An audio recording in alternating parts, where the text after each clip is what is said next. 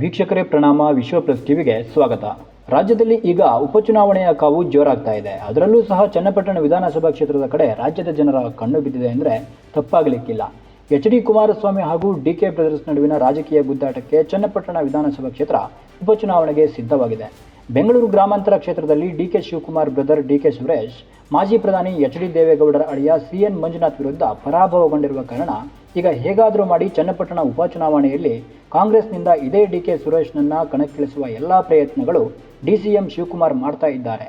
ಅದಕ್ಕೆ ಪೂರಕವೆಂಬಂತೆ H D Kumaraswamy ಅವರಿಗೆ ಹಾಗೂ ಬಿಜೆಪಿಗೆ ಟಕ್ಕರ್ ಕೊಡಲು ಡಿಕೆಶಿ ಸಿದ್ಧರಾಗಿದ್ದಾರೆ ಎಂದರೆ ತಪ್ಪಾಗಲಿಕ್ಕಿಲ್ಲ. ಈ ಬಾರಿಯ ಸ್ವತಂತ್ರ ದಿನಾಚರಣೆಯಂದು ಚನ್ನಪಟ್ಟಣದಲ್ಲಿ ಧ್ವಜಾರೋಹಣ ಮಾಡಲು ಡಿಕೆಶಿ ಸಜ್ಜಾಗಿದ್ದಾರೆ.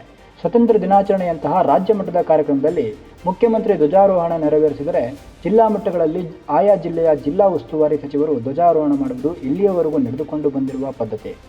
ಆದರೆ ತಾಲೂಕು ಕೇಂದ್ರದಲ್ಲಿ ಸಚಿವರಾಗಿರುವವರು, ಅದರಲ್ಲೂ ಉಪಮುಖ್ಯಮಂತ್ರಿಯಾಗಿರುವವರು ಧ್ವಜಾರೋಹಣ ಮಾಡಿರುವ ಇತಿಹಾಸ ನಮ್ಮ ಕರ್ನಾಟಕದಲ್ಲಿ ಇಲ್ಲವೇ ಇಲ್ಲ.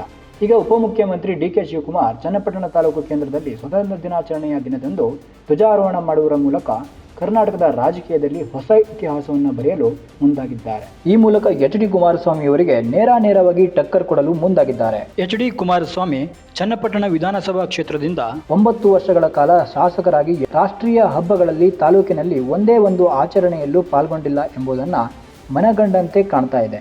ಡಿಕೆ ಶಿವಕುಮಾರ್ ಇದನ್ನೇ ಮುಂದಿಟ್ಟುಕೊಂಡು ಚನ್ನಪಟ್ಟಣ ತಾಲೂಕಿನ ಜನತೆಯ ಮುಂದೆ ಕುಮಾರಸ್ವಾಮಿ ವಿರುದ್ಧ ಪ್ರಾಬಲ್ಯ ಸಾಧಿಸ್ತಾರಾ ಎಂದು ಕಾದು ನೋಡಬೇಕಿದೆ. ಹೀಗಿರುವಾಗ ಬಿಜೆಪಿಯ ಟಿಕೆಟ್ ಆಕಾಂಕ್ಷಿಯಾಗಿರುವ ಸಿಪಿ ಯೋಗೇಶ್ವರ್ ಉಪಚುನಾವಣೆಯಲ್ಲಿ ಮೈತ್ರಿ ಅಭ್ಯರ್ಥಿಯಾಗಿ ಟಿಕೆಟ್ ಸಿಗಲಿಲ್ಲವೆಂದರೆ ಬಂಡಾಯ ಏಳುವ ಎಲ್ಲ ನಿಶ್ಚಳ ಸಾಧ್ಯತೆಗಳು ಕಾಣ್ತಿದೆ. ಇನ್ನೊಂದೆಡೆ ಚನ್ನಪಟ್ಟಣ ವಿಧಾನಸಭಾ ಕ್ಷೇತ್ರದ ಜೆಡಿಎಸ್ ಕಾರ್ಯಕರ್ತರು ನಿಖಿಲ್ ಕುಮಾರಸ್ವಾಮಿ ಅವರಿಗೆ ಟಿಕೆಟ್ ನೀಡಬೇಕೆಂದು ಪಟ್ಟು ಹಿಡಿದು ಕುಳಿತಿದ್ದಾರೆ.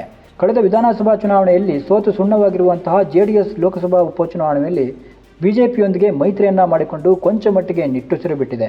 ಈಗ ಹೇಗಾದರೂ ಮಾಡಿ ತಮ್ಮ ಪಕ್ಷದ ಪ್ರಾಬಲ್ಯ ಹೆಚ್ಚಿಸಿಕೊಳ್ಳಲು ಚನ್ನಪಟ್ಟಣ ವಿಧಾನಸಭಾ ಉಪಚುನಾವಣೆಯಲ್ಲಿ ತಮ್ಮ ಮಗ ನಿಖಿಲ್ ಕುಮಾರಸ್ವಾಮಿಗೆ ಟಿಕೆಟ್ ಪಡೆದುಕೊಳ್ಳಲು ಲಾಬಿ ನಡೆಸುತ್ತಾ ಇದ್ದಾರೆ. ತಮ್ಮ ಮಗನಿಗೆ ಟಿಕೆಟ್ ನಿರಾಕರಣೆ ಆದರೆ ಮೈತ್ರಿ ಪಕ್ಷದಿಂದ ಯಾರೇ ಅಭ್ಯರ್ಥಿಯಾದರೂ ಜೆಡಿಎಸ್ ಪಕ್ಷದಿಂದಲೇ ಸ್ಪರ್ಧೆ ಮಾಡಬೇಕೆಂಬ ಮುಂದಾಲೋಚನೆಯನ್ನ ಎಚ್ಡಿಕೆ ಮಾಡಿದ್ದಾರೆ.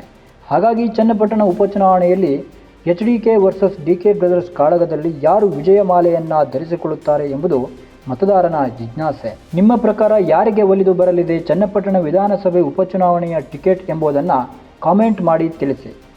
ಪೊಲಿಟಿಕಲ್ ಬ್ಯೂರೋ ವಿಶ್ವ ಪ್ಲಸ್ ಟಿವಿ. ವಿಶ್ವ ಪ್ಲಸ್, ಜನಹಿತಕ್ಕಿದು ಜ್ಞಾನದ ಜಾಲ.